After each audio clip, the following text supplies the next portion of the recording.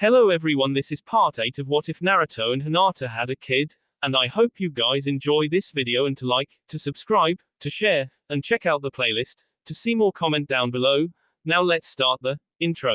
They call me a god. They call me a god. They call me a god. Join my membership, the perks are great. It's in the description. Be sure to like and subscribe, it gives me more motivation. Enjoy. Hinata was near panic. There was only one time in the previous 4 years did she lose sight of her daughter in the street. And that case had really nothing to do with herself but that of her husband deciding to show off her newborn daughter and neglecting to tell her about it. After that, Hinata had vowed to never let her daughter out of her sight again. However, now Hinata completely blamed herself as she retraced her steps again, looking into shops and squeezing through crowds of people who were just around for their weekly shopping.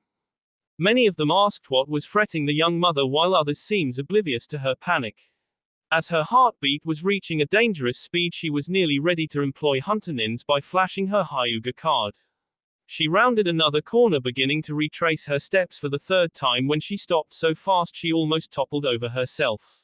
An intense wave of relief swept through her as she watched her daughter play with a kitten near the entrance of a tea house. Hinata's heart clammed immensely at the sight of her daughter alive and okay. Once the worry and fret left, she was filled with annoyance and a little bit of anger. She should have known, going on the sole fact of who Yumi was, there was not a high chance she would be missing for long. But the mother she now was would always worry. Even if she was always in constant sight, there would always be that never-ending fear of losing her. Something Hinata was sure she would never be able to handle if that ever came to pass. There she is. A male voice boomed and Hinata did a double take. Sitting with her daughter holding another kitten was a young man with dark messy hair. Konohamaru. Hinata let a polite smile flash at the young man. I saw this one chasing this little guy and thought she might have gotten away. Konohamaru let go of the kitten and smiled at Hinata. Yes, she's a clever one. Hinata agreed, walking toward her daughter, who until now was oblivious of her mother's presence. Mama, kitties. Can I keep one? Yumi beamed while she showed her mother the gray kitten in her hands. Hinata knelt down and with as much self-control as she could muster to keep herself from screaming at the little girl, she smiled. Do you deserve it? She asked coolly. Yumi looked at her mother in utter confusion. Mama, you can have a kitten if you tell me you deserve it. Hinata stroked behind its ear while the kitten made a high-pitched squeal of communication. Yes, she answered cautiously. Her bright blue eyes scanned her mother's face for answers. Already she knew something was wrong. Do you? Where did you go without telling me? Is it good to do that? Hinata asked, her eyes narrowing in on her daughter. With the kitty, she said lowly. She seemed aware of her wrongdoing. Yumi. Hinata's voice was stern of a mother. Her white eyes narrowed down on the small girl who visibly whimpered in her mother's anger. You know never to wander off like that. It was very lucky for you Konohamaru found you. What if he didn't? Did you know your way back to me? I didn't know where you were, no one did. That was a very bad thing to do. Hinata took the squirming kitten from her daughter's hands. Now teary-eyed from being scolded, Yumi looked at the ground. Small sniffles started to turn into little hiccups. Hinata turned to Konohamaru, who was still sitting next to them despite their mother-daughter moment. Hinata would have felt awkward scolding her daughter in front of her others, but Konohamaru was more of a brother-in-law/uncle than any other person. He had even babysat from time to time. He was no stranger to Hinata scolding Yumi. Thank you again Konohamaru, Hinata said with a smile, pulling her daughter off the ground, who was now crying. No problem, he smiled brightly again and then got Yumi's attention. Hey you, he poked her on the nose and she sniffled. Be a good girl from now on and I'll talk to your mother about a kitty. She nodded and sniffled in her mother's arms. Hinata gave Konohamaru an exasperated look but agreed. With a final farewell he parted ways with them and Yumi continued to cry quietly. Enough crying Yumi, Hinata said, shifting her daughter in her arms. Her sleep was wonderful, but short-lived.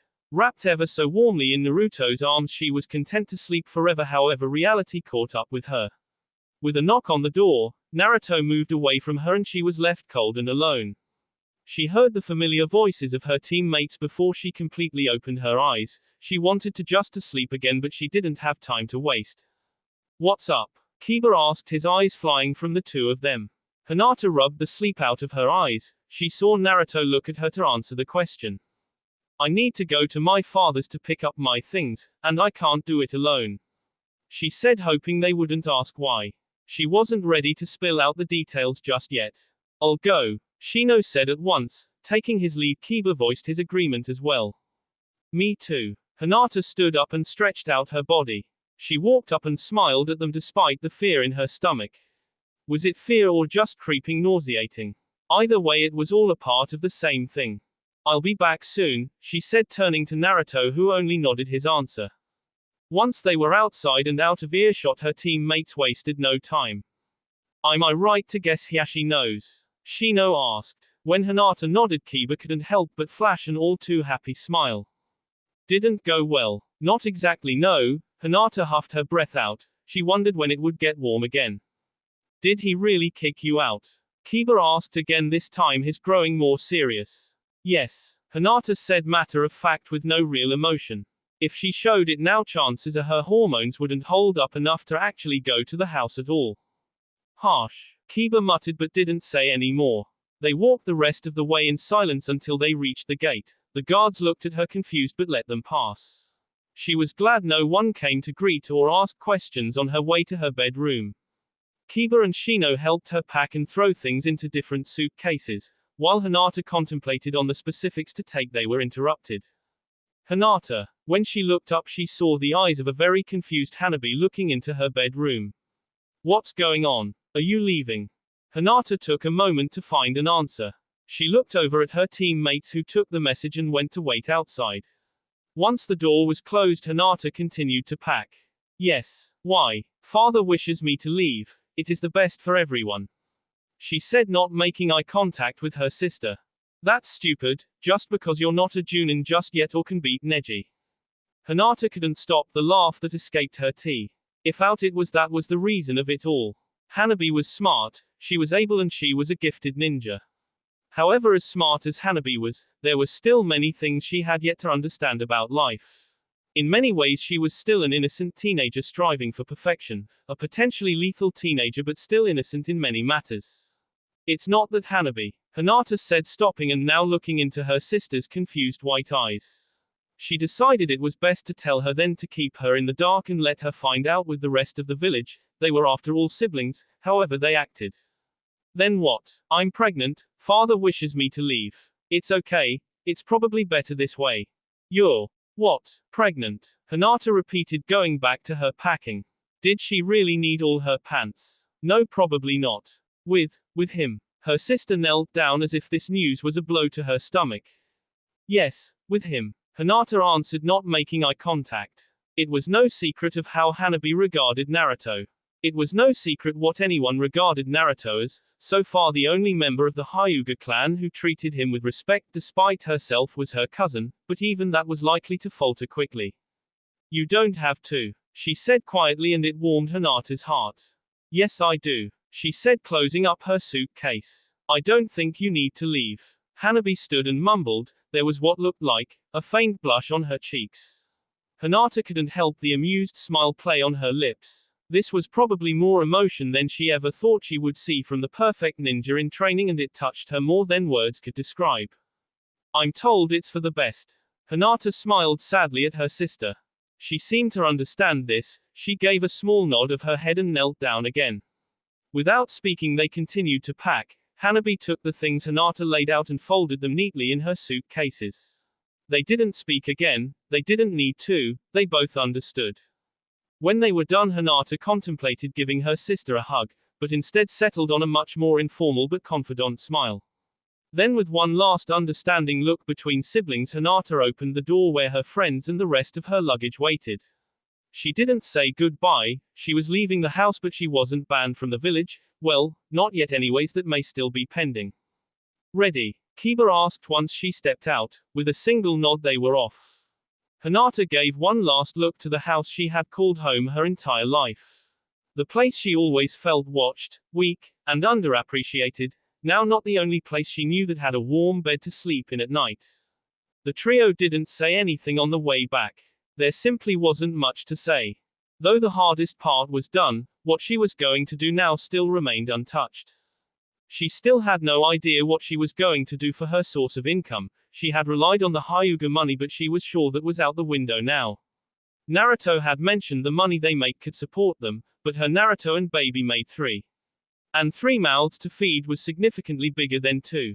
This, however, was a thought that needed to be expressed with her significant other. She could not come up with a plan on her own. She was, after all, not in this alone. If Hinata had any doubt that Konoha lacked in its ability to spread gossip, she was almost disgusted with its ability now. It had yet to be 24 hours since her recent move, and already she was dragged to face the tribunal. She sat facing 3 faces, all stared at her intently, well, all but one. Sakura was looking at any other spot in the room besides her. She had obviously spilled something she wasn't supposed to.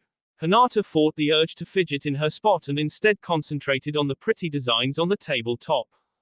Spill it, Ino said. What? Hinata asked. The entire village is talking about how you moved out of Hiyashi's house yesterday, something about you moving into Naruto's house. Ino rushed. Hinata couldn't help but be impressed, all that information in less than 24 hours. Imagine what they would know by the end of the day. Are you two moving in together already? Ten asked, concerned. Why, yes, Hinata answered, surprised of their intense eyes. Why were they so surprised? It's not like it was a secret they were together. They had after all been dating for a year and then some. When she really contemplated their reactions, it kind of made her mad. Did they not think they were serious? Well, if they had any doubt before, they could not doubt anything now. Hinata, Ten started calmly, but Ino jumped in, her eyes bright with new gossip. No way. When did he ask you? Ino was almost leaning over the table in her enthusiasm. Enthusiasm that did not seem to be shared with her other 2 guests. Well, it's not. I mean, it wasn't. We sort of have to, Hinata said, looking anywhere but their faces. What? What do you mean? Ino asked, falling back in her seat. Hinata shot a glace at Sakura, who was sipping her tea and seemed to be just as keen to avoid her as well. He sort of asked me. Hinata started trying to retrace the conversation. Sort of, Ino repeated, confused. Well, yes, I am living with him now, and if you ask him, he'll agree. That sounded concrete enough. Even though everything in her body screamed to tell the truth, something was holding her back. Something was holding it back as far as she could. Hinata, Ten spoke again, her face calm and passive. Are you sure you two are ready for such a big step? Well, and what did your father say?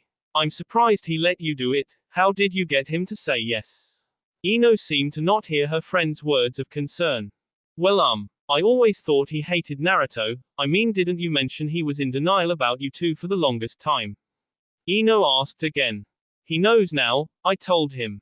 And what did he say? Don't tell me you told him and then just jumped ship. No. Did he talk to Naruto? Did he agree with it? Well, you see, I never took Hiyashi for the type. Stop stalling, Hinata. Sakura sounded like she was scolding Hinata. Stalling about what? Ino asked, now more confused than before. Hinata took a large breath and striated herself up. Naruto and I moved into together because I'm pregnant. For a moment there was complete silence. What? Ino's voice had reached a new octave. Oh my god, Hinata. Ten lowered her head into her hands. Ino was still in complete shock but rounded on Sakura instantly. You knew about this? Ino shouted, causing the entire restaurant to stare. Ino, shut up. Ten hissed, waving at the restaurant's customers to assure them everything was just wonderfully fine. Yes, I knew. Hinata asked me not to say anything. Sakura said, not looking at anyone. But you tell us now. Ino asked, rounding on Hinata this time. I never intended to keep it from her. I just had people I needed to tell first. Hinata looked away from the eyes of her friends. She mentally prepared herself for anyone walking out and never come back into her life in the next few seconds. It's already all over, Konoha. Sakura mused, receiving both shocked looks from Ino and Hinata. What? Hinata asked, almost horrified. I heard it this morning in the hospital. Apparently someone saw you leave Naruto's with Kiba and Shino and then return with luggage. Connect that to the meetings with Tsunade they saw you and Naruto go to along with Hiyashi. And connect your mysterious absence from your mission. People put the pieces together, and I think some of the nurses spilled the beans to add fuel to the fire. Hinata let her forehead fall into her hands. How did all this happen so fast? Just a week ago she was told a month to get this all done. She had a month to tell everyone, to come up with a plan for her future and everyone involved. How did everything just snowball so suddenly? Oh God, she made suddenly aware of the tears in her eyes. She blinked them away, she hated to cry, and what was worse is she didn't really feel like crying, she just was. How much longer were these hormones going to last? Okay, wait, back up, Ino said, putting her hands on the table. Why exactly are you moving in with Naruto? Did Hiashi kick you out or did you decide to move? You broke the news. We had a discussion with my father. Hinata started sighing and straightening up. He expressed his views on the subject and Naruto and I told about ours. In the end it was agreed I should live with Naruto. But what does that mean? Ten asked. Does it mean he's going to stick around for good? Sakura snapped her head at Ten, who didn't seem to notice the intense glares coming from the girl next to her. Of course that's what it means. Sakura's voice rivaled Ino's. Calm down Sakura, Ino said, reaching over the table. That's not what Ten was implying, was it? No, Ten said, looking at Sakura. I was asking, does it mean what I think it means? I mean, is Naruto going to marry her or are they just going to live together? Marry, Ino said with a snort of laughter.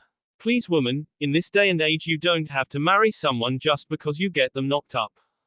I would think Hiashi would probably have Naruto made if he did that. Sakura said with a small smile. Yeah, and besides living together is just fine. Marriage would complicate things, wouldn't? Hinata spoke up. They seemed to all forget she was there. Hey, actually, Naruto's, we haven't really talked about that. You should. Ten said, swirling her tea in her long forgotten cup. She doesn't have to. Ten, moving in is a big step as it is, and a baby at that. Marriage is not something they should be discussing right away. Why not? They seem to be okay with having a kid. Ten retorted. And to Hinata's surprise that small little comment cut her pretty damn deep. Ten, Hinata voiced. All women looked up at her, all three apparently unaware of the brunette's words. I know this was unplanned and I know nobody really wished for it. But it's here and it's going to stay. Naruto and I have talked about it, and we've decided to keep it and we've decided to raise it together. I know not everyone will agree with our decision, but it's our decision and I would at least like for everyone to respect it. When she was done, hot tears were down her cheeks. She whipped him away, again cursing the surge of hormones causing her to act so irrationally. She had never been one to cry. Hinata, that's not. We support you, Hinata. Sakura interrupted her brunette friend. We support you no matter what you do. Just make sure and tell Naruto if he does anything out of step we get to be the first ones to ring his N. Sakura said with such a bright smile Hinata couldn't help but return one. I think there's already a line forming for that. Hinata said, receiving a circle of light laughter from the table. What's the matter with you? Ten voiced to Sakura. You're so edgy. Sakura's just on edge because Sasuke's been on a mission. Ino smiled evilly at the strawberry-haired woman. More laughter ensued and Hinata felt so much better than she had in the past few weeks. By the time she left the tea house it was already getting late. Deciding it was too late to make a proper meal, Hinata did the quickest thing and bought some her boyfriend's favorite instant ramen in a nearby shop. Now fighting the sudden urge to just nap on the street, she walked home surprisingly unaffected by the mixed reactions she got to her presence. Hinata was completely absorbed into her own world. She didn't even feel the radiation of hatred being directed toward her until it was all but too late. An old woman grabbed Hinata by her wrist and pulled her down to eye level. She was wrinkled and looked partly blind, her breath smelled bad and her skin felt like rubber. Hinata gasped at the woman's surprisingly strong GS. You will release hell upon us. The woman hissed at her. Hinata could only stare in complete disbelief. Who was this crazy woman? She had never seen her in her life. Who was she to come up and just grab her like that? I'm sorry, Hinata said, now trying to get her arm back, but the woman would not hear of it. The spawn of a demon sits in your belly. The woman made a jab at Hinata's stomach, which fortunately was being protected by her package of ramen. You give birth to it, and hell will be on us once it again, just as it was 17 years ago. I don't. Grandma. At the sound of a shrill voice, the old woman let go of Hinata at once. Hinata almost stumbled back, being released from her grasp so suddenly. A young woman, a little older than herself, ran up to Hinata, putting her hands on the short woman's shoulders. Grandma, go back into the house, your dinner is almost ready, she said, and nudged the woman off, but not before she was able to give Hinata one last hateful glare. She turned back to Hinata and a pretty smile was on her face. I apologize for my grandmother, she is old and doesn't know what she says. The pretty girl bowed to Hinata, who nodded and smiled as best she could. It's okay. With nothing better to be said, both women said a pleasant goodbye. Still a little shaken, Hinata rushed home where she would feel safe for the rest of the day. The ramen was done and she waited. She looked back at the clock and then back at the steaming food on the table. He had said he wouldn't be back late. It wasn't late, but she was restless. She tapped her hands on the table, waiting patiently. When the door opened, jumped, causing the low table to wobble and some juice to spill from its bowls. Naruto, she stopped short upon seeing him.